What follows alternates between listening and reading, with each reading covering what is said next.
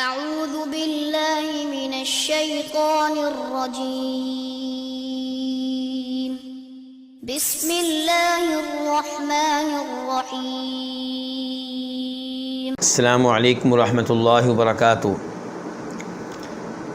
ان الحمد للہ نحمده ونستعینه ونستغفره ونعوذ باللہ من شرور انفسنا ومن سیئات اعمالنا من يهده الله فلا مضل له ومن يضلل فلا هادي له واشهد ان لا اله الا الله وحده لا شريك له واشهد ان محمدا عبده ورسوله يا ايها الذين امنوا اتقوا الله حق تقاته ولا تموتن الا وانتم مسلمون يا ايها الناس اتقوا ربكم الذي خلقكم من نفس واحده وخلق منها زوجها وبث منهما رجالا كثيرا ونساء واتقوا الله الذي تساءلون به والأرحام إن الله كان عليكم رقيبا يا أيها الذين آمنوا اتقوا الله وقولوا قولا سديدا يصلح لكم أعمالكم ويغفر لكم ذنوبكم ومن يطع الله ورسوله فقد فاز فوزا عظيما أما بعد فإن خير الحديث كتاب الله وخير الهدي هدي محمد صلى الله عليه وسلم وشر الأمور محدثاتها وكل محدثة بدعة وكل بدعة ضلالة وكل ضلالة في النار۔ امام بربہاری رحمہ اللہ اپنی مشہور و معروف کتاب شرح السنہ میں مسئلہ نمبر 94 میں ارشاد فرماتے ہیں وَاعْلَمْ رحمک اللہ، یہ بات جان لیں اللہ تعالیٰ آپ پہ اپنی رحمتیں نازل فرمائے۔ میں نے پہلے بھی توجہ دلائی ہے، پھر توجہ دلا رہا ہوں کہ دیکھیے ہمارے علماء کرام گفتگو کرتے کرتے بیچ میں اپنے سامع کو، اپنے قاری کو دعا دے جاتے ہیں، اور اس چیز کو میں اور آپ بھی اپنا معمول بنائیں، جس سے آپ گفتگو کر رہے ہیں گفتگو کرتے ہوئے اسے دعائیں دیں، بجائے اس کے کہ آپ گفتگو کرتے ہوئے ماں بہن کی گالی دیں۔ افسوس سے کہنا پڑتا ہے بہت سے مسلمانوں نے معمول بنا لیا ہے کہ گفتگو کے دوران وہ گالیاں دیتے رہیں گے بلا وجہ، بغیر کسی غصے کے، حالانکہ گالی دینا نہ غصے میں درست ہے نہ بغیر غصے کے، لیکن ہمارے لوگ عام روٹین کی گفتگو میں جب کہ وہ غصے کی حالت میں نہیں ہوتے تب بھی گالیاں دے رہے ہوتے ہیں، جبکہ مسلمان کی زبان پاک ہونی چاہیے، صاف ہونی چاہیے۔ فرشتے ایک ایک گناہ کو نوٹ کرتے ہیں، بجائے اس کے کہ آپ گالیاں جمع کریں آپ دعائیں کیوں نہیں جمع کر لیتے؟ اور دعا عبادت ہے، جس کو آپ دعا دیں گے اس کو بھی فائدہ اور آپ کو بھی فائدہ، آپ کے لیے بھی نیکیاں لکھی جائیں گی۔ تو یہاں پہ امام بربہاری کہہ رہے ہیں وَاعْلَمْ، اور جان لو رحمک اللہ، اللہ تمہارے اوپر رحم فرمائے۔ کیا جان لو؟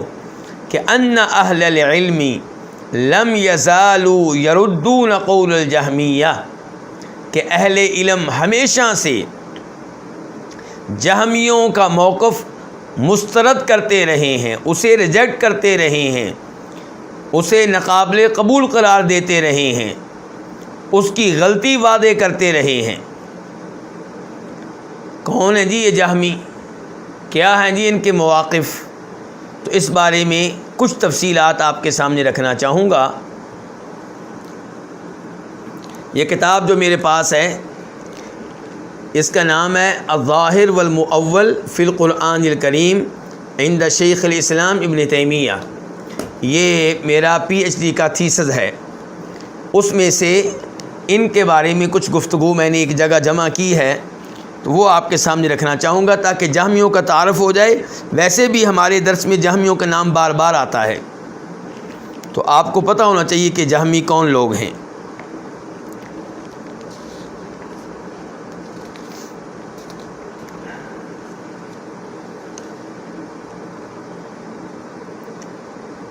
جہمی جو گروہ ہے اس کی نسبت ایک آدمی کی طرف ہے جس کا نام ہے جہم بن صفوان السمرقندی۔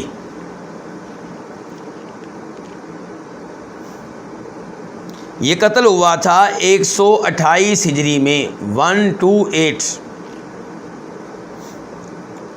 اور اگر آپ اس بارے میں مزید تفصیلات چاہتے ہیں تو امام ذہبی کی کتاب ہے سیر اعلام النبلاء، وہاں جلد نمبر 6 اور صفحہ نمبر 26، تو وہاں پہ انہوں نے اس آدمی کے بارے میں گفتگو کی ہے۔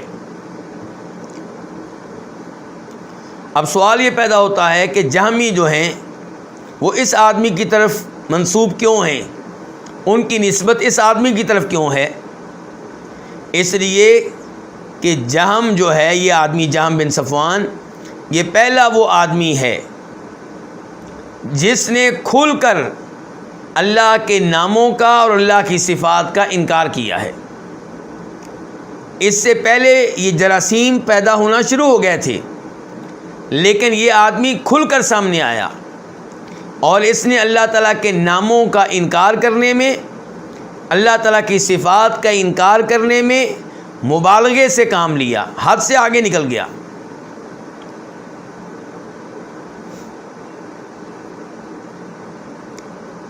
امت کے سلف کا، امت کے کبار علماء کرام کا اتفاق ہے کہ جہمی گروہ جو ہے یہ بدعتی گروہوں میں سے بدترین گروہ ہے، حتیٰ کہ کئی علماء کرام نے کہا ہے کہ یہ گروہ 72 فرقوں میں سے بھی شمار نہیں ہوگا۔ کیا سمجھیں آپ اس سے؟ آپ جانتے ہیں کہ حدیث ہے نبی علیہ الصلوۃ والسلام کی، ترمذی وغیرہ میں آئی ہے کہ میری امت 73 فرقوں میں تقسیم ہو جائے گی، سارے کے سارے جہنم میں جائیں گے سوائے ایک کے، یعنی ایک گروہ ہے جو جہنم سے محفوظ رہے گا۔ آپ سے پوچھا گیا وہ کون سا گروہ ہے جو جہنم سے محفوظ رہے گا؟ آپ نے فرمایا جو میرے اور میرے صحابہ کرام کے نقش قدم پہ چلنے والا ہوگا، ہمارے منہج پہ ہوگا، ہمارے راستے پہ ہوگا۔ حدیث صحیح ہے۔ اچھا، اب یہ جو 72 فرقے ہیں یہ کون ہیں؟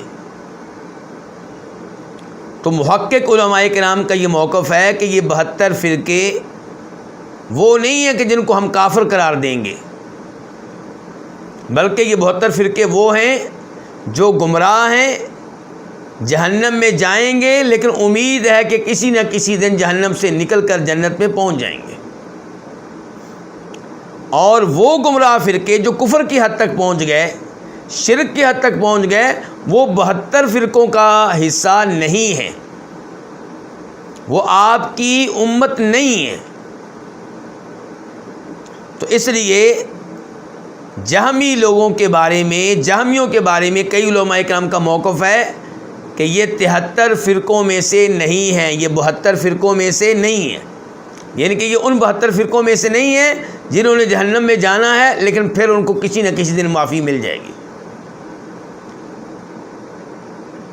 گویا کہ ان کو انہوں نے کیا قرار دیا؟ پھر کافر قرار دیا۔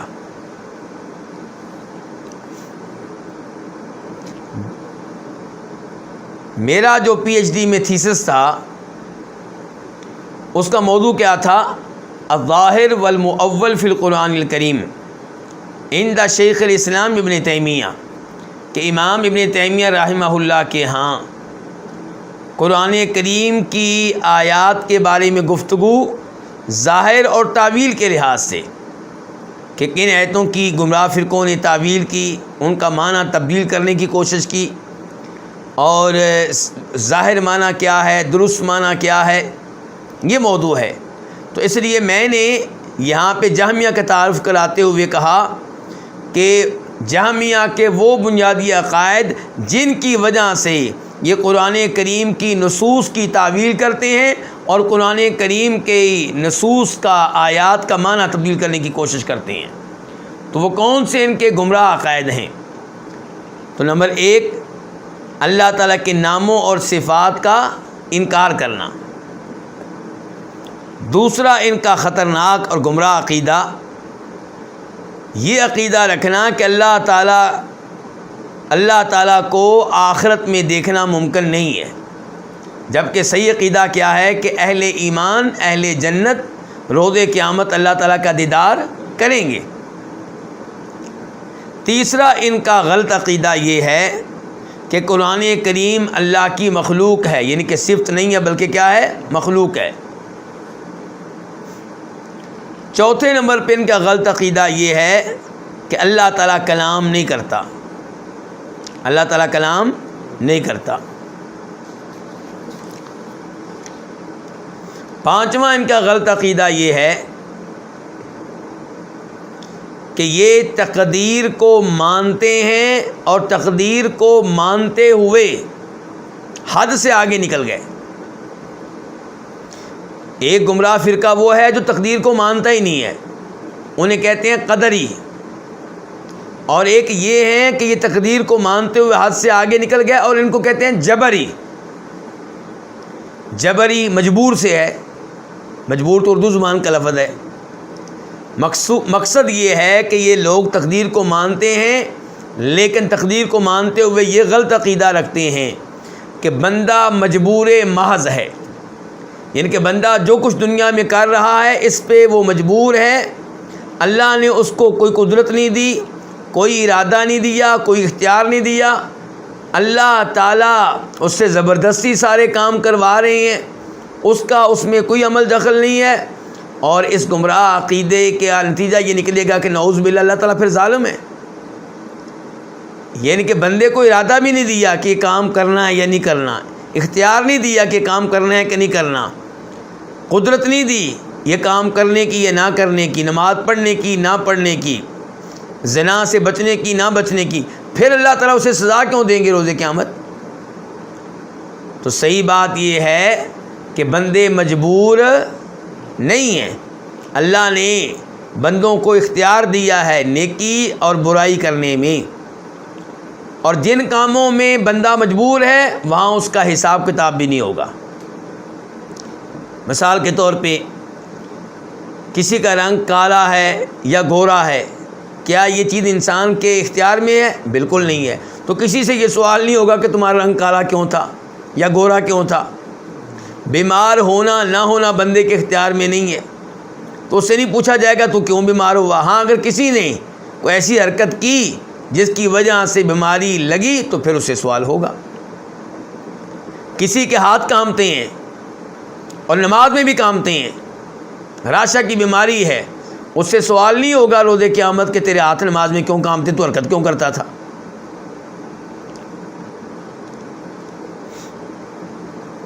امام ترمذی رحمہ اللہ ترمذی شریف میں فرماتے ہیں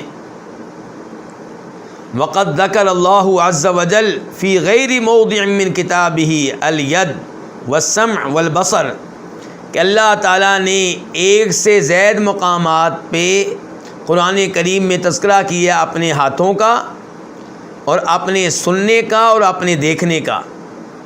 فتأولت الجہمیۃ هذه الآیات، لیکن افسوس سے کہنا پڑتا ہے کہ جہمیوں نے ان آیات کی تعویل کی، ان کا معنی تبدیل کر کے رکھ دیا جن آیات میں اللہ تعالیٰ کے ہاتھ، اللہ کے سننے اور دیکھنے کا تذکرہ ہے۔ ففسروها على غیر ما فسر اہل العلم، تو انہوں نے اس تفسیر کو چھوڑ دیا جو تفسیر اہل علم نے کی تھی۔ امام ابن القیم رحمہ اللہ فرماتے ہیں جہمیوں کے بارے میں کہ وَلَمَّا أَصَّلَتِ الْجَهْمِيَّةُ أَنَّ اللَّهَ لَا يَتَكَلَّمُ، جب جہمیوں نے یہ اصول بنا لیا، یہ قانون بنا لیا، ضابطہ بنا لیا کہ اللہ کلام نہیں کرتا، وَلَا يُرَى بِالْأَبْصَارِ، اور اللہ کو دیکھنا ممکن نہیں ہے، وَلَا هُوَ فَوْقَ عَرْشِهِ، اور نہ ہی اللہ تعالیٰ عرش کے اوپر ہیں، اور یہ اصول بنا لیا کہ اللہ کا کوئی وصف نہیں ہے، کوئی صفت نہیں ہے، تو اب انہوں نے ہر اس آیت کی تعویل کی جو آیت ان کے ان اصولوں کے خلاف تھی۔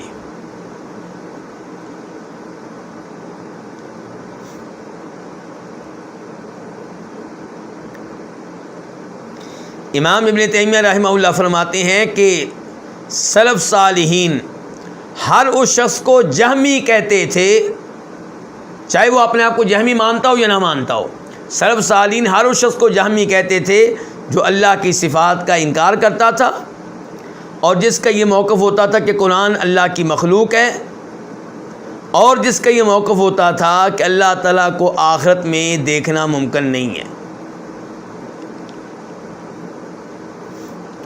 اب آپ کو ایک مثال دوں گا جہمیوں کی تعویل کی، کیسے یہ تعویلیں کرتے ہیں۔ ہمارے پاس آیت ہے سورہ نساء، آیت نمبر 164 164۔ اللہ تعالیٰ کہتے ہیں وَكَلَّمَ اللَّهُ مُوسَىٰ تَكْلِيمًا، کہ اللہ تعالیٰ نے موسیٰ علیہ السلام سے کلام کیا، گفتگو فرمائی۔ اب آپ یہ جان چکے ہیں کہ جہمی لوگ یہ عقیدہ رکھتے ہیں کہ اللہ کلام نہیں کرتا۔ اب جب یہ آیات ہم نے ان کے سامنے رکھیں تو انہوں نے تعویل سے کام لیا، کہتے ہیں کہ اس سے مراد یہ ہے کہ اللہ تعالیٰ نے فرشتے کو حکم دیا کہ میرے موسیٰ سے کلام کرو۔ انا للہ و انا الیہ راجعون، حالانکہ آیت میں فرشتے کا کوئی تذکرہ نہیں ہے۔ آیت کیا ہے؟ وَكَلَّمَ اللَّهُ، خود اللہ نے موسیٰ علیہ السلام سے کلام کیا۔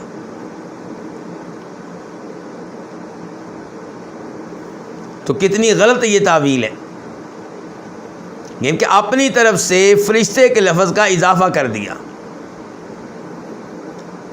لیکن ان سے پوچھے انسان کہ تم تعویلیں کہاں کہاں کرو گے؟ اس آیت کا کیا کرو گے جو سورہ اعراف میں آتی ہے کہ موسیٰ علیہ السلام نے کہا ربی ارینی انظر الیک، میرے رب میں تجھے دیکھنا چاہتا ہوں۔ قال لن ترانی، اللہ نے کہا تم مجھے ہرگز نہیں دیکھ سکو گے۔ تو کیا فرشتے نے کہا تھا کہ تم مجھے ہرگز نہیں دیکھ سکو گے؟ کس نے کہا تھا؟ اللہ تعالیٰ نے کہا تھا۔ تو بہرحال یہ ہیں جہمی لوگ اور یہ ہیں ان کے غلط عقائد۔ مجھے امید ہے کہ جہمیوں کے بارے میں تھوڑا بہت تعارف آپ لوگوں تک پہنچ چکا ہوگا۔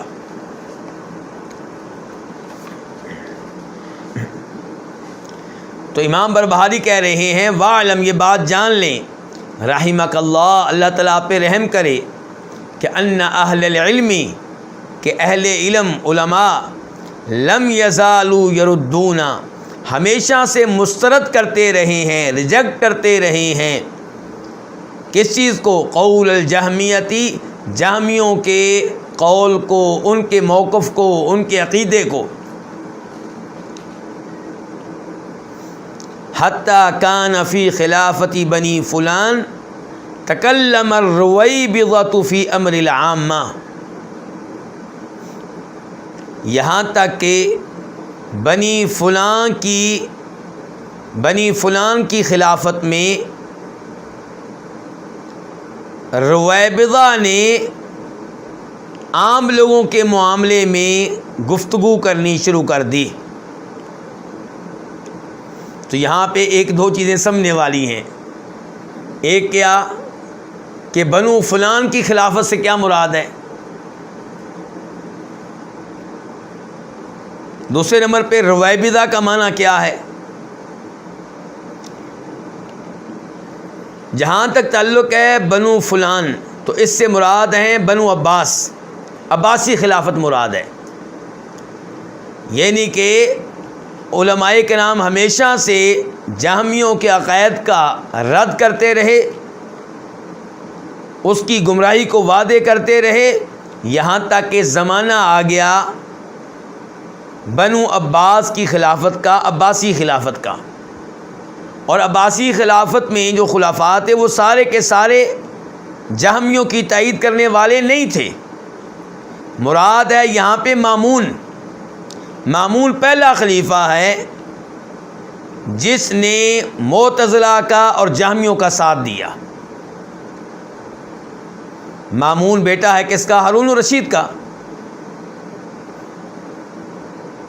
مامون کے بعد معتصم اور واثق، یہ ٹوٹل کتنے خلیفہ ہو گیا؟ 3۔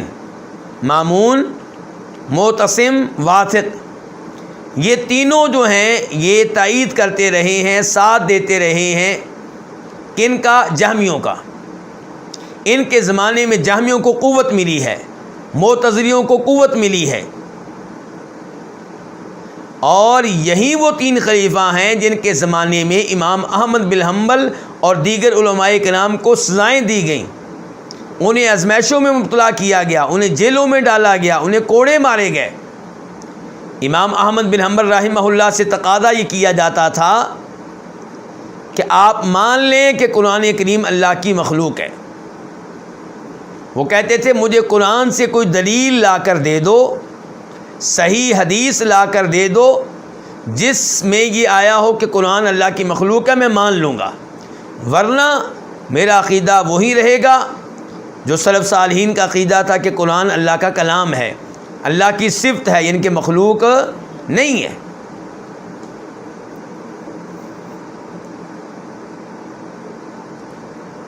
امام احمد بن حنبل کو سزائیں دی گئیں، کوڑے مارے گئے، جیل میں ڈالا گیا، حتیٰ کہ زمانہ آیا ابو جعفر متوکل کا، چوتھا خلیفہ۔ یہ خلیفہ ٹھیک تھا، اس کے زمانے میں امام احمد بن حنبل کو نجات ملی اور سزاؤں سے ان کی جان چھوٹی۔ تو امام بربہاری کہہ رہے ہیں کہ ہمیشہ سے علماء کرام جہمیوں کو غلط قرار دیتے رہے، ان کے عقائد کا بطلان وعدے کرتے رہے، حتیٰ کہ بنی عباس کی خلافت آ گئی۔ پھر کیا ہوا؟ پھر رویبضہ جو ہیں وہ کلام کرنے لگے عام لوگوں کے معاملے میں۔ رویبضہ کسے کہتے ہیں؟ رویبضہ رابضۃ کی تصغیر ہے، اس سے مراد وہ آدمی ہے جو بے وقوف ہو، کم عقل ہو، حقیر سا ہو، جس کی کوئی حیثیت نہ ہو، جو جاہل ہو، جو اہل علم میں سے نہ ہو۔ اور یہ الفاظ اصل میں امام بربہاری نے ایک حدیث سے لیے ہیں، وہ حدیث آپ کے سامنے رکھنا چاہتا ہوں، ابن ماجہ کی حدیث ہے، نمبر ہے اس کا 4036۔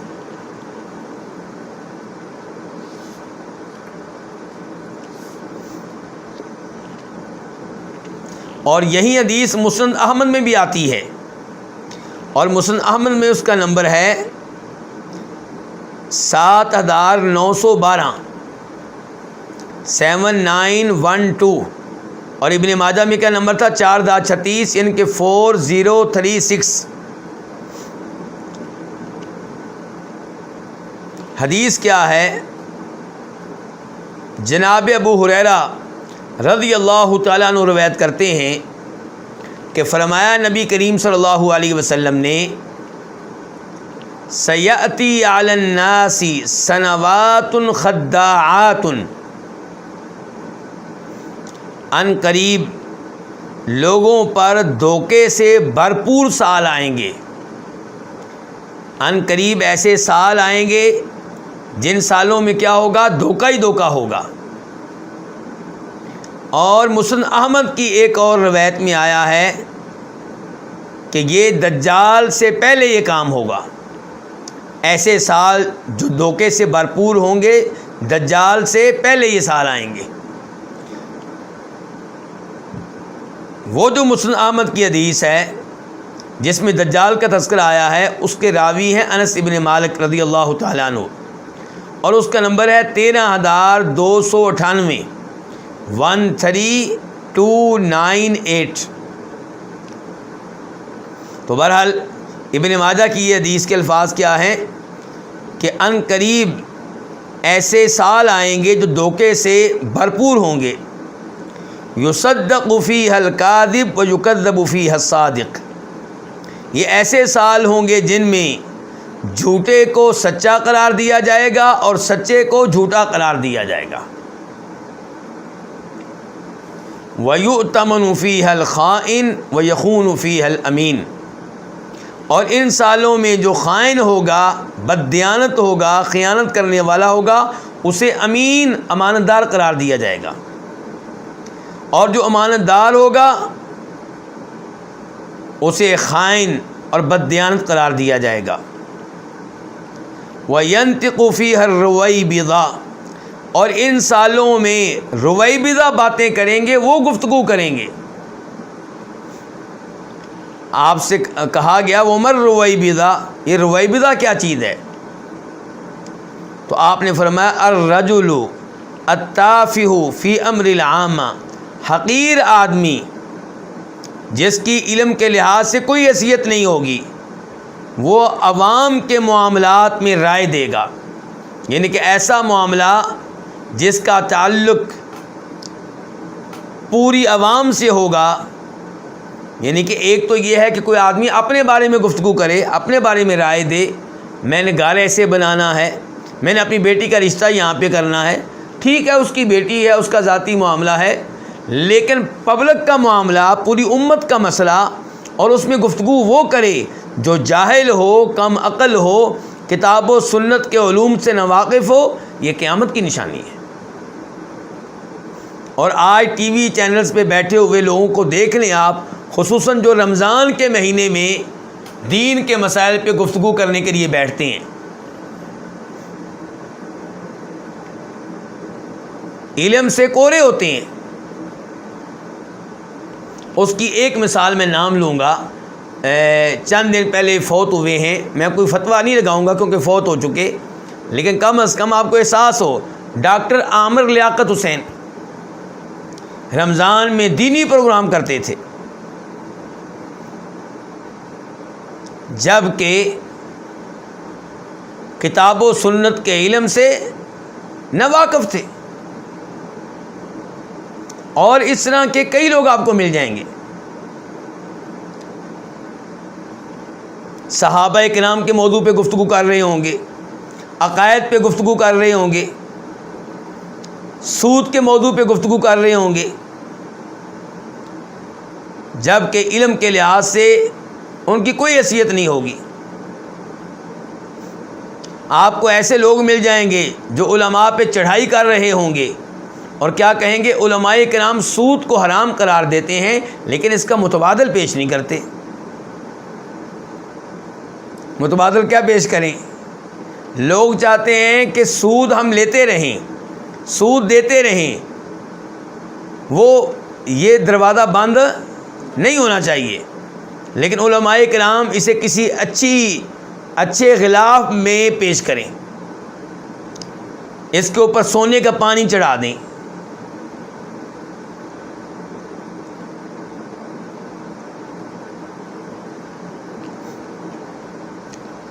تو امام بربہاری نے تو یہ الفاظ کس سے لیے تھے؟ اس حدیث سے لیے تھے۔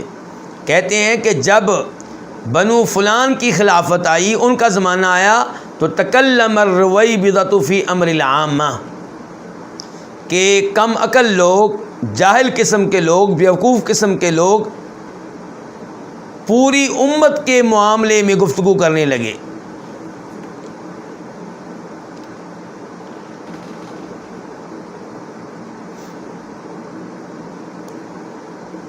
یہاں پہ میں ان چند کتب کی طرف بھی اشارہ کرنا چاہوں گا جن کتب میں جہمیوں کے اوپر رد کیا گیا۔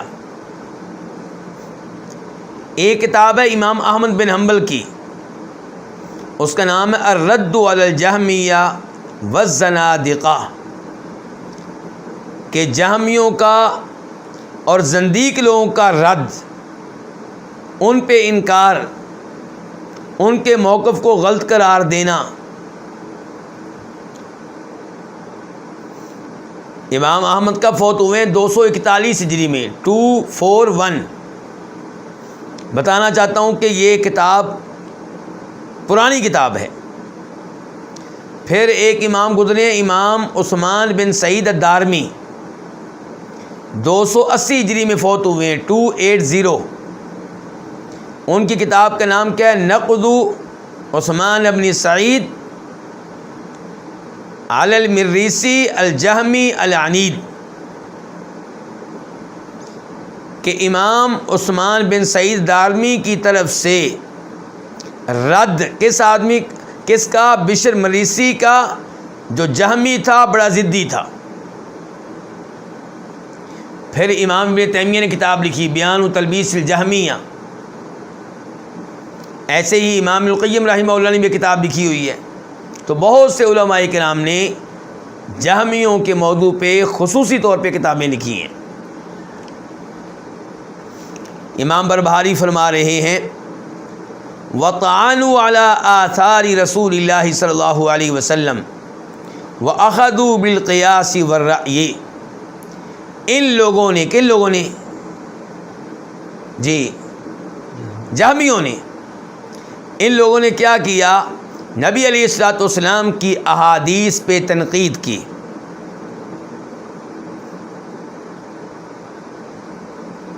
آپ کی احادیث پہ تنقید کیسے کی؟ مثال کے طور پہ یہ کہنا شروع کر دیا کہ ہم صرف متواتر احادیث سے عقیدہ لیں گے، ان احادیث سے عقیدہ نہیں لیں گے جن کو خبر واحد کہتے ہیں.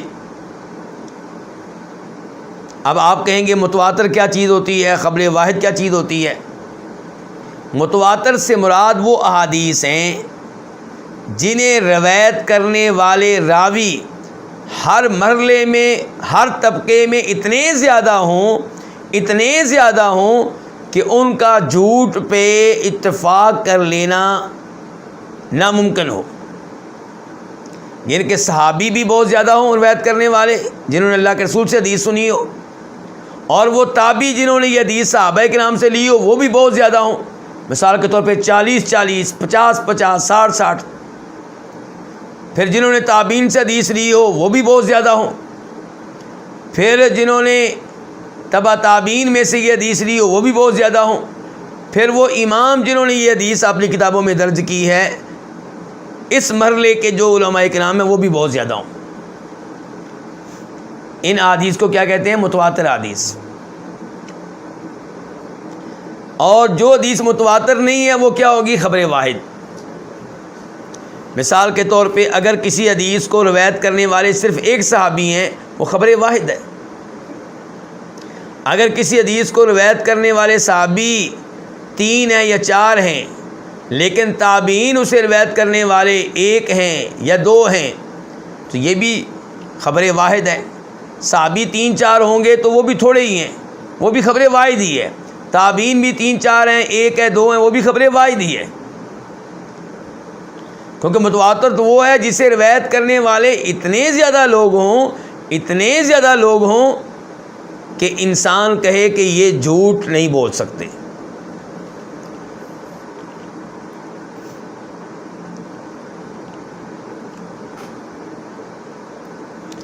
علماء کرام نے احادیث کو تقسیم کیا ہے متواتر اور احاد میں، یعنی کہ یہ حدیث متواتر ہے، یہ خبر واحد ہے. لیکن تقسیم کرنے کا مطلب یہ نہیں تھا کہ خبر واحد کو آپ ایسے ہی ہوا میں اڑا دیں، پھینک دیں، مسترد کر دیں، نظر انداز کر دیں، یہ مطلب نہیں تھا ان کا. اس میں کوئی شک و شبہ نہیں ہے کہ اگر کسی بات کا ثبوت 50 آدمیوں کے ذریعے ملے تو اس کے اوپر اعتماد اور یقین میں کیا ہوگا؟ اضافہ ہوگا. لیکن اس کا مطلب یہ نہیں ہے. اب میں آپ کو ایک مثال دیتا ہوں، دنیاوی مثال، ذرا سنیے دھیان سے. ایک آدمی کی ایک زمین ہے، اس کا ایک گھر ہے، اس کے اوپر کسی نے قبضہ کر لیا. اب وہ کیس لے کر گیا کہاں؟ عدالت میں، کورٹ میں.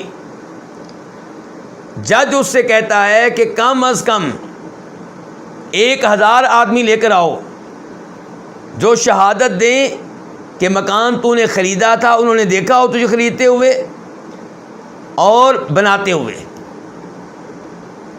اب بتائیے آپ کو یہ بات کیسی لگے گی؟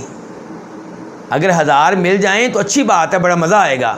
لیکن کیا 1000 نہ ملنے کا مطلب یہ ہے کہ آپ اس آدمی کو جس کے پاس ثبوت ہیں، 2 گواہ موجود ہیں، کاغذات موجود ہیں، آپ اس کو کہہ دیں کہ نہیں تجھے مکان نہیں ملے گا کیونکہ تیرے پاس 1000 آدمی نہیں ہیں؟ کیسا لگے گا آپ کو یہ موقف؟ اگر آپ کے ساتھ یہ سلوک کیا جائے، اس وجہ سے آپ کا کوئی حق جو ہے وہ نظر انداز کر دیا جائے. مثال کے طور پہ کسی نے آپ کی پٹائی کی، آپ کے دان توڑ دیے. اب جج کہے کہ کم از کم 1000 آدمی لے کر آؤ. آپ کو بڑی مشکل سے 2 گواہ ملے. اس وقت گلی میں 2 ہی لوگ تھے، سڑک پہ 2 ہی لوگ تھے، اور جو ملے ہیں وہ سچ بولنے والے ہیں، نماز روزے کا اہتمام کرنے والے ہیں.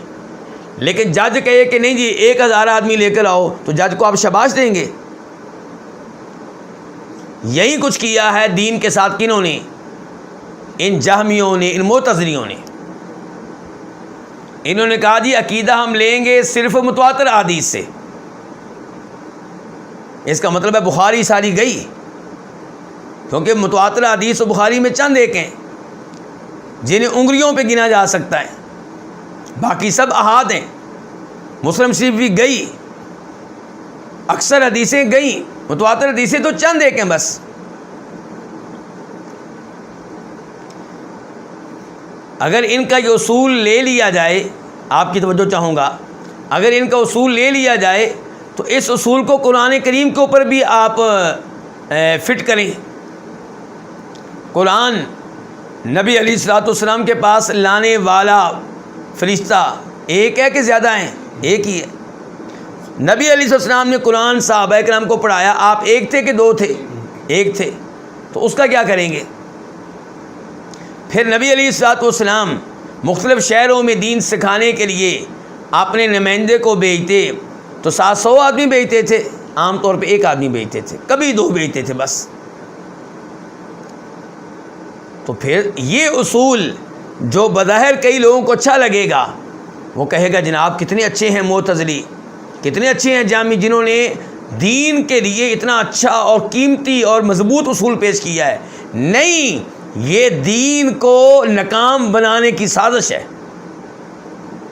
مثال میں آپ کو دے چکا ہوں، آپ اس جج کو کبھی شاباش نہیں دیں گے جو کہے کہ میں تب مانوں گا تمہاری بات جب تم کم از کم 1000 گواہ لے کر آؤ۔ شاباش دیں گے آپ اس کو؟ کبھی نہیں دیں گے۔ وہ تو لوگوں کے حقوق ضائع کر دے گا، وہ تو بدمعاش لوگوں کا ساتھ دے رہا ہے، اس کا مطلب ہے۔ تو یہی کچھ کیا ان لوگوں نے دین کے ساتھ۔ تو یہ ایک اصول ہے جو میں نے آپ کے سامنے رکھا ہے ان لوگوں کا۔ ایسے کئی اصول بنائے گئے جن کے ذریعے احادیث کی اہمیت کو کم کیا گیا، احادیث کے مقام و مرتبہ کو لوگوں کے دل و دماغ سے زائل کرنے کی کوشش کی گئی۔ اور ہمارے زمانے میں بھی ایسے لوگ موجود ہیں جنہوں نے ایسے اصول بنا رکھے ہیں جن اصولوں کی وجہ سے وہ احادیث کو نظر انداز کر دیتے ہیں، لوگوں کے دلوں سے احادیث پہ موجود اعتماد کو ختم کرنے کی کوشش کرتے رہتے ہیں۔ آپ سر سید احمد خان کو لے لیں، انہوں نے احادیث کے ساتھ یہی سلوک کیا ہے۔ حمید الدین فراہی کو لے لیں، مولانا امین احسن اسرائی کو لے لیں، موجودہ زمانے میں جاوید احمد غامدی کو لے لیں، اس سے پہلے پرویز کو آپ لے لیں۔ عربوں کی طرف نکل جائیں تو ایک نام آپ نے سنا ہوگا، جمال الدین افغانی، کہتے ہیں جی بہت بڑے مصلح تھے، بہت بڑے لیڈر تھے، ان میں بھی یہ جراثیم پائے جاتے تھے۔ ان کے شاگردوں میں محمد عبدہ، ان میں بھی ایسے جراثیم پائے جاتے تھے۔ تو کہنے کا مطلب یہ ہے کہ احادیث کی اہمیت کو کم کرنے کی یہ سازشیں تھیں۔ تو امام بربہاری کہہ رہے ہیں وَطَعَنُوا عَلَىٰ آثَارِ رسول اللہ صلی اللہ علیہ وسلم، ان لوگوں نے نبی علیہ السلام کی احادیث پہ طعن کیا، تنقید کی۔ وَأَخَذُوا بِالْقِيَاسِ وَالرَّأْيِ، اور قیاس اور رائے کو اپنایا، قیاس اور رائے کو اختیار کیا۔ رائے کیا؟ اپنی رائے، اپنی عقل، اپنی سمجھ، اپنا خیال، یعنی کہ حدیث کو رد کر دیا یہ کہہ کر کہ یہ متواتر نہیں ہے، یہ خبر واحد ہیں، اور اپنی رائے اس کو لے لیا، اپنے استاد کی رائے اس کو لے لیا، گمراہ فرقوں کے جو امام ہیں، لیڈر ہیں، ان کی رائے کو لے لیا، قیاس کو اختیار کیا۔ تو کیا قیاس بری چیز ہے؟ تو جواب یہ ہے قیاس دو طرح کا ہوتا ہے، ایک قیاس صحیح، ایک قیاس فاسد۔ قیاس صحیح کو لیا جائے گا، قیاس فاسد کو رد کر دیا جائے گا۔ قیاس صحیح کی مثال کیا ہے؟ پہلے نمبر پہ یہ کہ قیاس کہتے کس کو ہیں؟ قیاس سے مراد یہ ہے کہ ایک چیز ہے، ایک مسئلہ ہے، اس کا واضح طور پہ حکم قرآن اور حدیث میں نہیں آیا، اب آپ محنت کریں گے اور دیکھیں گے کہ اس جیسی کسی اور چیز کا حکم قرآن اور حدیث میں موجود ہو، تو اگر اس سے ملتی جلتی کسی اور چیز کا حکم قرآن و حدیث میں مل گیا تو اس کا مطلب یہ ہے کہ اس چیز کا حکم بھی ویسا ہی ہوگا۔ اس کی میں ایک مثال آپ کے سامنے رکھتا ہوں مسلم شریف سے، اور حدیث کا نمبر ہے 1148۔ یہ عبداللہ ابن عباس ہیں رضی اللہ تعالیٰ عنہما، کہتے ہیں کہ ایک عورت نبی علیہ الصلوۃ والسلام کے پاس آئی، اس نے کہا اے اللہ کے رسول، میری والدہ فوت ہو گئی ہیں اور ان کے ذمے روزے تھے منت کے، نظر مانی تھی، منت مانی تھی، وہ روزے ان کے ذمے تھے، وہ رکھے بغیر فوت ہو گئی ہیں۔ افاصوم عنہا، کیا میں ان کی طرف سے روزے رکھ سکتی ہوں؟ تو آپ نے کہا ارأیتی لو کان علی امک دین فقضیتیہ اکان یؤدی ذلک عنہا، مجھے یہ بتاؤ کہ اگر تمہاری ماں کے اوپر کسی کا قرض ہو، تمہاری ماں نے کسی کا قرض دینا ہو، قرض دیے بغیر فوت ہو گئی ہوں، اور تم اپنی ماں کی طرف سے وہ قرض ادا کر دو تو کیا ادا ہو جائے گا؟ کہنے لگی بالکل۔ تو آپ نے کہا کہ روزوں کا معاملہ بھی ایسے ہی ہے، تم اپنی ماں کی طرف سے روزے رکھو۔ اور ایک روایت میں ہے کہ آپ نے کہا کہ اللہ کا جب لوگوں کا قرض تم ادا کرو گی تو ادا ہو جائے گا، تو اللہ کا قرض زیادہ حقدار ہے اس بات کا کہ تم اسے ادا کرو۔ تو یہاں پہ نبی علیہ الصلوۃ والسلام نے اللہ کے قرض کو قیاس کیا ہے کس پہ؟ لوگوں کے قرض پہ، کہ جیسے میت کی طرف سے آپ لوگوں کا قرض ادا کریں گے تو ادا ہو جائے گا اور ادا کرنا چاہیے، ایسے ہی جو اللہ کا قرض ہے کسی میت پہ وہ بھی ادا کرنا چاہیے اور ادا ہو جائے گا۔ تو نبی علیہ الصلوۃ والسلام نے یہاں پہ کیا کیا ہے؟ قیاس کیا ہے۔ اگرچہ یہ آپ کی حدیث ہے تو آپ قیاس نہ بھی کرتے تو حدیث ہونے کے لحاظ سے آپ کی بات حجت تھی، دلیل تھی، شریعت تھی۔ آپ کو اب ایک اور مثال دوں گا تاکہ آپ قیاس کو سمجھ سکیں۔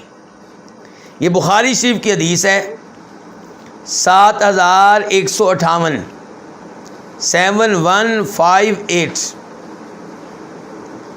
فرماتے ہیں نبی علیہ الصلوۃ والسلام لا یقضین حکم بین اثنین وہو غضبان، کوئی بھی جج، کوئی بھی قاضی، کوئی بھی فیصلہ کرنے والا دو آدمیوں کے درمیان فیصلہ اس حالت میں نہ کرے کہ وہ غصے میں ہو۔ کون غصے میں ہو؟ جج۔ اب جج اگر غصے میں ہے تو اسے فیصلہ کرنے سے روک دیا گیا ہے۔ کیوں روکا گیا ہوگا آپ کے خیال میں؟ کیونکہ غصے کی حالت میں آپ کی عقل صحیح کام نہیں کرے گی، آپ توجہ سے فیصلہ نہیں کر سکیں گے، آپ ہو سکتا ہے مظلوم کو ظالم بنا دیں اور ظالم کو مظلوم بنا دیں۔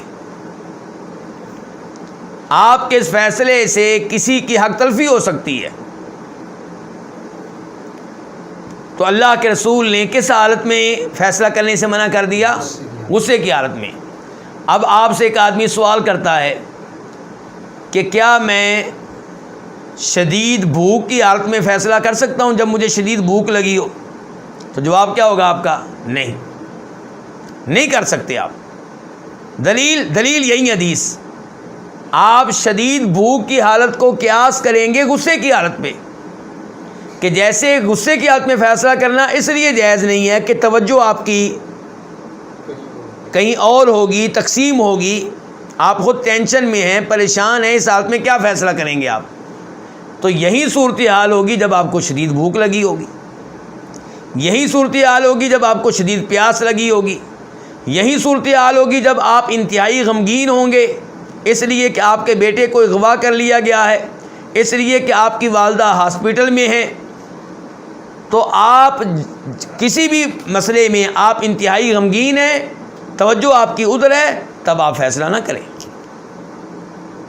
تو ان حالات کو آپ نے قیاس کیا ہے کس حالت پہ؟ غصے کی حالت پہ، کہ جیسے اللہ کے رسول نے بتا دیا کہ غصے کی حالت میں فیصلہ کرنا جائز نہیں ہے، ایسے ہی ہمیں پتہ چلا کہ شدید بھوک، شدید پیاس، شدید غم وغیرہ کی حالت میں بھی فیصلہ کرنا جائز نہیں ہے، کیونکہ علت ایک ہے۔ غصے کی حالت میں فیصلے سے منع کیا گیا، علت کیا تھی؟ کہ فیصلہ صحیح ہو نہیں سکے گا، خطرہ ہے۔ تو یہی علت یہاں پہ بھی ہے، یہی سبب یہاں پہ بھی موجود ہے۔ ایک اور مثال لے لیں، مسلم شریف کی حدیث ہے، یعنی معذرت کے ساتھ کہ مسلم شریف کی حدیث نہیں ہے، لیکن آپ سب اس حدیث کو جانتے ہیں کہ نبی علیہ الصلوۃ والسلام نے کہا قربانی میں وہ جانور نہیں چلے گا جو کیا ہو؟ کانا ہو، جس کی نگاہ میں کیا ہو؟ مسئلہ ہو۔ ایسے ہی ہے۔ اچھا، اب اگر آپ سے کوئی پوچھے کہ اگر کوئی جانور اندھا ہو تو کیا اسے قربانی کے موقع پہ ذبح کر سکتے ہیں؟ کیا جواب ہوگا آپ کا؟ آپ کہیں گے نہیں کر سکتے، وہ کہے گا دلیل؟ تو آپ کہیں گے دلیل قیاس ہے کہ جب اس جانور کو قربانی کے طور پہ ذبح کرنا جائز نہیں ہے، جس کی آنکھ میں تھوڑا بہت مسئلہ ہے، تو وہ جانور جس کی آنکھ میں بہت بڑا مسئلہ ہے اسے ذبح کرنا کیسے جائز ہوگا؟ یہ کیا ہے؟ قیاس۔ تو اس طرح اگر قیاس صحیح ہو تو اس میں کوئی حرج نہیں ہے، لیکن اگر قیاس ہو حدیث کے مد مقابل، قیاس کے ساتھ آپ قرآن کی آیت کو ریجیکٹ کر رہے ہوں، قیاس کے ساتھ نبی علیہ السلام کی حدیث کو ریجیکٹ کر رہے ہوں، اس کی اجازت نہیں دی جا سکتی۔ یہ قیاس باطل ہے، غلط قیاس ہے، اس کی شریعت میں کوئی گنجائش نہیں ہے۔ اس کی بھی ایک مثال لے لیں آپ۔ ہمارے پاس حدیث ہے ابو داؤد شریف کی، نمبر ہے اس کا 2083 2083۔ اس حدیث میں فرماتے ہیں نبی علیہ الصلوۃ والسلام کہ جو بھی عورت اپنے ولی کی اجازت کے بغیر نکاح کرے اس کا نکاح باطل ہے، باطل ہے، باطل ہے، یعنی کہ درست نہیں ہے، اس کا نکاح نہیں ہوگا۔ یعنی کہ نکاح تب درست ہوگا جب نکاح لڑکی اپنے ولی، یعنی کہ اپنے باپ نہیں ہے تو دادا نہیں ہے تو بڑا بھائی، ان جو اس کے ولی ہیں ان کی اجازت سے کرے، ان کی رضامندی سے کرے۔ یہ کیا ہو گئی؟ حدیث۔ اب آپ جانتے ہیں کئی لوگ یہ موقف رکھتے ہیں کہ ولی کی اجازت کے بغیر نکاح ہو جائے تو ٹھیک ہے۔ ان کے دلائل میں سے ایک دلیل کیا ہے؟ قیاس۔ کیا قیاس ہے؟ کہتے ہیں کہ آپ ہمیں یہ بتائیں کہ کیا عورت گاڑی خرید سکتی ہے؟ کیا عورت موبائل خرید سکتی ہے؟ کیا عورت چینی خرید سکتی ہے؟ ہم کہیں گے بالکل خرید سکتی ہے۔ تو وہ کہتے ہیں کہ جیسے عورت کو یہ حق حاصل ہے کہ وہ زمین خریدے، گھر خریدے، گاڑی خریدے، موبائل خریدے، ایسے ہی اسے حق حاصل ہے کہ وہ اپنا نکاح خود کرے۔ یہ کیا کیا؟ قیاس۔ نکاح کو قیاس کیا کس پہ؟ بیع پہ۔ تو ہم کہیں گے یہ قیاس باطل ہے، غلط ہے، کیونکہ حدیث کے خلاف ہے۔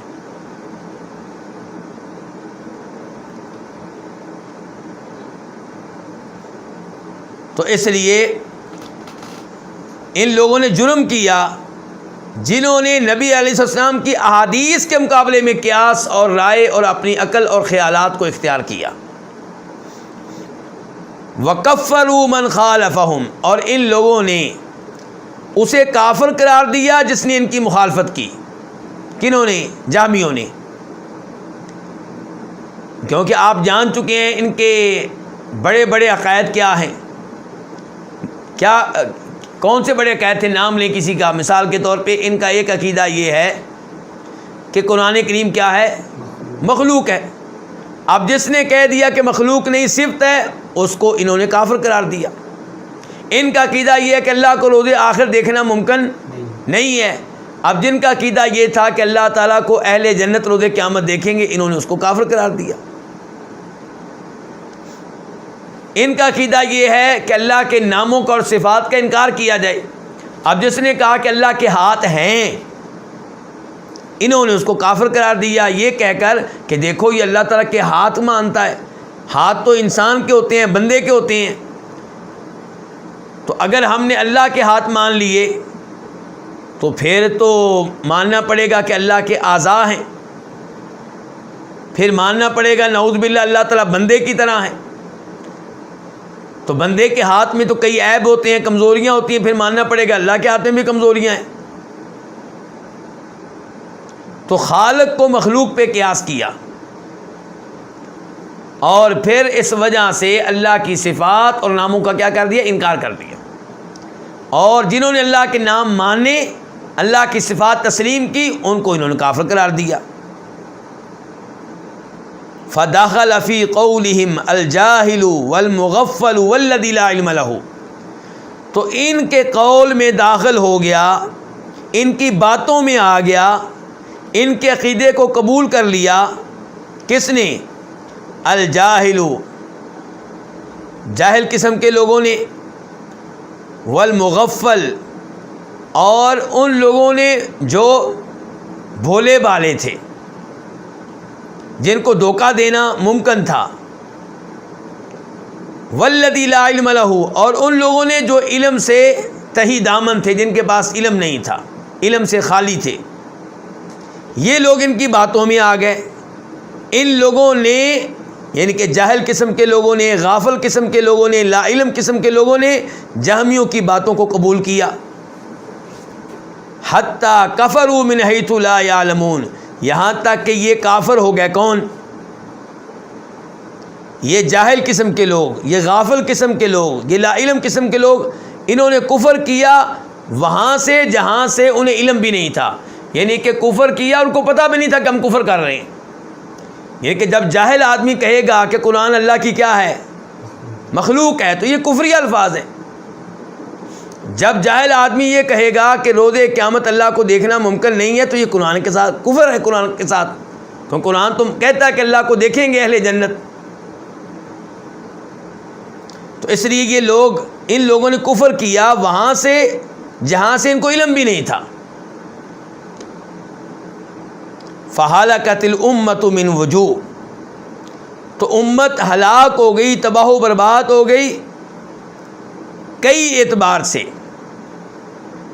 یعنی کہ اس اعتبار سے بھی ہلاک ہو گئی کہ قرآن کو مخلوق مانا، اس لحاظ سے بھی تباہ ہو گئی کہ اللہ کے ناموں کا انکار کیا، اس لحاظ سے بھی تباہ ہو گئی اللہ کی صفات کا انکار کیا، اس لحاظ سے بھی تباہ ہو گئی کہ اللہ رب العزت کے کلام کا انکار کر دیا، کہہ دیا کہ اللہ کلام نہیں کرتا۔ تو کئی اعتبار سے امت ہلاک ہو گئی۔ امت سے مراد ساری امت نہیں ہے، وہ امت جو ان کی باتوں میں آ گئی۔ وکفرت من وجوہ، اور کئی لحاظ سے امت کیا ہو گئی؟ امت نے کفر کیا۔ وتزندقت من وجوہ، اور کئی لحاظ سے، کئی اعتبار سے امت نے کیا کیا؟ زندیقوں والا کام کیا، بے دین لوگوں والا کام کیا۔ وضلت من وجوہ، اور کئی لحاظ سے امت گمراہ ہو گئی، امت نے گمراہی کا راستہ اختیار کیا۔ وتفرقت، اور امت فرقوں میں تقسیم ہو گئی، گروہوں میں بٹ گئی۔ وابتدعت من وجوہ، اور کئی لحاظ سے امت نے بدعت کا راستہ اختیار کر لیا۔ الا من ثبت علی قول رسول اللہ صلی اللہ علیہ وسلم، بچے کون؟ ہلاکت سے، کفر سے، زندیقیت سے، گمراہی سے، بدعات سے کون بچے؟ وہ بچا من ثبت، جو قائم رہا نبی علیہ الصلوۃ والسلام کے قول پہ، وامرہ، اور آپ کے معاملے پہ، آپ کے دین پہ، آپ کی شریعت پہ، وامر اصحابہ، اور جو قائم رہا آپ کے صحابہ کرام کے معاملے پہ، ان کے دین پہ۔ ان گمراہیوں سے، اس کفر سے، ان بدعات سے کون محفوظ رہا؟ جو نبی علیہ الصلوۃ والسلام کے قول پہ رہا، آپ کی احادیث پہ رہا، جس نے آپ کی احادیث کو مضبوطی سے تھام لیا، جس نے آپ کی شریعت کو مضبوطی سے تھام لیا، جس نے اس دین کو مضبوطی سے تھام لیا جس پہ صحابہ کرام تھے۔ وَلَمْ يُخَطِّ أَحَدًا مِّنْهُمْ، وہ سلامت رہا جس نے ان صحابہ کرام میں سے کسی کو غلط قرار نہیں دیا۔ یہ تو ممکن ہے کہ کسی صحابی سے کسی ایک مسئلے میں غلطی ہو جائے، وہ کسی ایک مسئلے میں خطا کر جائے، لیکن کسی صحابی کو آپ مطلق طور پہ گمراہ قرار دے دیں، مجموعی طور پہ ہر لحاظ سے غلط قرار دے دیں، تو یہ آپ کا عقیدہ خطرناک ہے۔ تو یہ کام ان لوگوں نے نہیں کیا جو درست راستے پہ تھے۔ تو ہمارا عقیدہ ہے کہ صحابہ کرام معصوم نہیں ہیں، کسی ایک مسئلے میں غلطی ہو سکتی ہے، لیکن آپ کسی صحابی کو مکمل طور پہ کافر قرار دے دیں یا منافق قرار دے دیں یا گمراہ قرار دے دیں تو یہ آپ کی طرف سے گمراہی ہے، اور یہ کام اچھے لوگوں نے نہیں کیا۔ وَلَمْ يُجَاوِزْ أَمْرَهُمْ، تو کون سلامت رہا، کون بدعات سے بچ گیا، کون کفر سے بچ گیا؟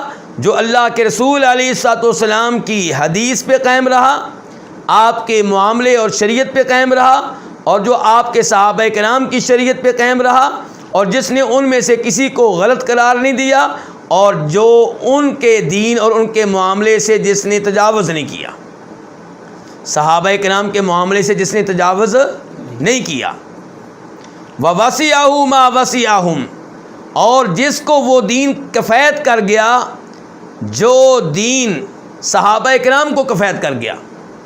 صحابہ کرام کس دین پہ تھے؟ قرآن اور صحیح حدیث پہ۔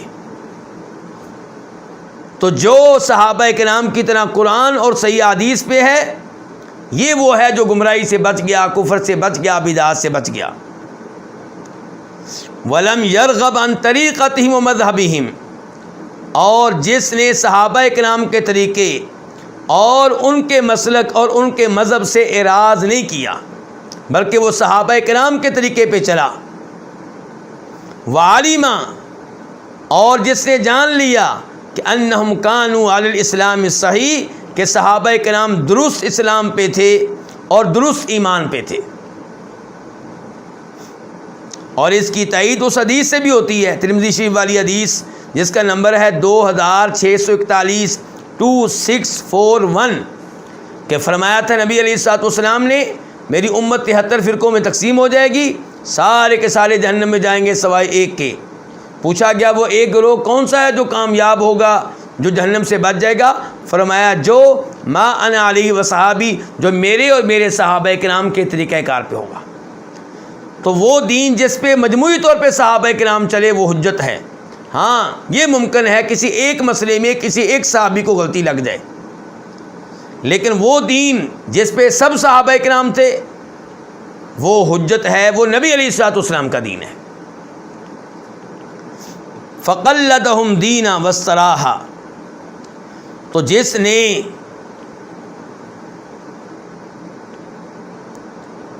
اپنے دین کے معاملے میں ان کی تقلید کی، کن کی؟ صحابہ کرام کی، تو یہ ہے جو گمراہی سے بچ گیا، یہ ہے جو راحت پا گیا، یہ ہے جو نجات پا گیا۔ تو یہاں پہ لفظ کون سا استعمال کیا امام بہاری نے؟ تقلید کا۔ بہتر یہ تھا کہ تقلید کا لفظ استعمال نہ کرتے، اتباع کا استعمال کرتے۔ کون سا لفظ استعمال کرتے؟ اتباع کا، پیروی کرنا، کیونکہ صحابہ کرام اور بعد میں آنے والوں کے نقش قدم پہ چلا جائے گا کتاب و سنت کے دلائل کی بنیاد پہ۔ تقلید کیا ہوتی ہے؟ کہ دلیل کے بغیر کسی کے پیچھے چل پڑنا، تو یہ درست نہیں ہے۔ لیکن امام بربہاری نے اگرچہ لفظ تقلید کا استعمال کیا، مراد ان کی اتباع ہے، جیسا کہ اللہ تعالیٰ فرماتے ہیں والسابقون الاولون من المہاجرین والانصار والذین اتبعوہم بإحسان رضی اللہ عنہم ورضوا عنہ۔ اللہ کن پہ راضی ہو گیا؟ ان صحابہ کرام پہ جو پہلے پہل مسلمان ہوئے، جو دین اور ایمان میں نمبر لے گئے، سبقت لے گئے، اور اللہ ان پہ بھی راضی ہے جنہوں نے ان کی اتباع کی۔ اللہ نے لفظ کیا بولا؟ اتباع کا۔ جنہوں نے انصاری صحابہ کرام اور مہاجر صحابہ کرام کی کیا کی؟ اتباع کی، پیروی کی، اور اللہ تعالیٰ نے اپنے نبی کے بھی اتباع کا حکم دیا ہے۔ قل ان کنتم تحبون اللہ فاتبعونی، اگر اللہ سے محبت کرتے ہو تو میرے نبی کی اتباع کرو، سورہ آل عمران۔ اللہ تعالیٰ نے فرمایا اتبعوا ما انزل الیکم من ربکم، جو دین تمہارے اوپر تمہارے رب کی طرف سے نازل ہوا اس کی اتباع کرو۔ اللہ نے پورے قرآن میں کہیں پہ بھی نہیں کہا کہ تقلید کرو۔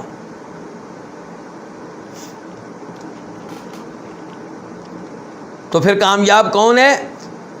وعلما، جس نے جان لیا انہم کانوا علی الاسلام الصحیح والایمان الصحیح، کہ وہ یعنی کہ صحابہ کرام صحیح اسلام پہ تھے اور صحیح ایمان پہ تھے۔ فقلدہم دینہ، چنانچہ اس نے ان کی تقلید کی اپنے دین کے معاملے میں، واستراح، اور راحت پا گیا، نجات پا گیا، سکون پا گیا۔ وعلما، اور اس نے جان لیا ان الدین انما ہوا بالتقلید، کہ دین نام ہے تقلید کرنے کا، یعنی کہ اتباع کرنے کا، صحابہ کرام کے نقش قدم پہ چلنے کا۔ بدعات کا نام دین نہیں ہے، دین میں نئی چیزیں لانے کا نام دین نہیں ہے۔ دین کیا ہے کہ آپ اس پہ چلیں جس پہ نبی علیہ الصلوۃ والسلام تھے، دین یہ ہے کہ آپ اس پہ چلیں جس پہ صحابہ کرام تھے۔ والتقلید لاصحاب محمد، کہتے ہیں تقلید کن کی ہوگی؟ اصحاب محمد صلی اللہ علیہ وسلم کی ہوگی، صحابہ کرام کی ہوگی، کیونکہ نبی علیہ الصلوۃ والسلام نے کہا تھا کامیاب ہونے والا گروہ وہ ہے جو میرے اور میرے صحابہ کرام کے نقش قدم پہ چلے پہ ہوگا۔ اچھا، اب یہاں پہ سوال ہے آخر میں، اگر کسی مسئلے میں صحابی کا موقف اور ہو، نبی علیہ الصلوۃ والسلام کا موقف اور ہو، تو وہاں پہ آپ کیا کریں گے؟ یہ اللہ نے بیان کر دیا قرآن میں۔ ہمارے پاس آیت ہے سورہ نساء کی، فَإِن تَنَازَعْتُمْ فِي شَيْءٍ فَرُدُّوهُ إِلَى اللَّهِ وَالرَّسُولِ، کسی بھی مسئلے میں اختلاف ہو جائے تو وہاں پہ رجوع کس کی طرف کرنا ہے؟ فیصلہ کہاں سے لینا ہے؟ اللہ اور اللہ کے رسول علیہ الصلوۃ والسلام سے، یعنی کہ اللہ کے قرآن سے اور نبی علیہ الصلوۃ والسلام کی احادیث سے۔ تو صحابہ کرام بہت عظیم ہیں، صحابہ کرام سے ہم محبت بھی کرتے ہیں، اور ان کے اس دین پہ بھی ہم چلتے ہیں جس دین پہ وہ مجموعی طور پہ تھے، سب کے سب تھے۔ لیکن اگر کسی ایک مسئلے میں کوئی صحابی الگ راہ اختیار کر گیا کسی وجہ سے، اور اس کی دلیل نہیں ملی، اس بارے میں حدیث نہیں ملی، تو وہاں پہ ہم قرآن و حدیث کی پیروی کریں گے اور اس دین کی پیروی کریں گے جس پہ مجموعی طور پہ صحابہ کرام تھے۔ تو یہ بڑی اہم گفتگو کی ہے آج کے اس مسئلے میں۔ کس نے؟ امام بربہاری رحمہ اللہ نے۔ اللہ تعالیٰ امام بربہاری کی قبر کو منور فرمائے، اور اللہ تعالیٰ ہمارے ان دروس کو ان کے لیے صدقہ جاریہ بنائے۔ اللہ تعالیٰ آپ سب کو جزائے خیر دے کہ آپ لوگ اپنا قیمتی وقت دیتے ہیں۔ اس زمانے میں جب لوگ اپنا وقت ضائع کرتے ہیں ٹی وی چینلز پہ، موبائل کے ساتھ، اور آپ اس زمانے میں اپنا وقت دے رہے ہیں صحیح عقیدہ سیکھنے کے لیے، قرآن سیکھنے کے لیے، احادیث سیکھنے کے لیے، اللہ آپ سب کو جزائے خیر دے۔ اللہ آپ سب لوگوں کی کہ وقت میں، آپ سب لوگوں کی اولاد میں، رزق میں، زندگی کے امور میں برکتیں ڈالے، آپ سب لوگوں کی پریشانیاں اور ٹینشنیں دور فرمائے۔ بلکہ مجھے یاد آیا ہمارے عبد المحسن بھائی جو واٹس ایپ گروپ چلاتے ہیں، ان کے سسر بیمار ہیں، ہاسپٹل میں ہیں، ان کے لیے دعا کریں، اللہ تعالیٰ ان کو عافیت دے، ان کو صحت دے، ان کو تندرستی دے۔ نسأل اللہ العظیم رب العرش العظیم ان یشفیہ، ہم اللہ تعالیٰ سے سوال کرتے ہیں، درخواست کرتے ہیں، وہ اللہ جو عرش عظیم کا رب ہے، کہ اللہ تعالیٰ عبد المحسن بھائی کے سسر کو عافیت دے، صحت دے۔ وآخر دعوانا ان الحمد للہ رب العالمین۔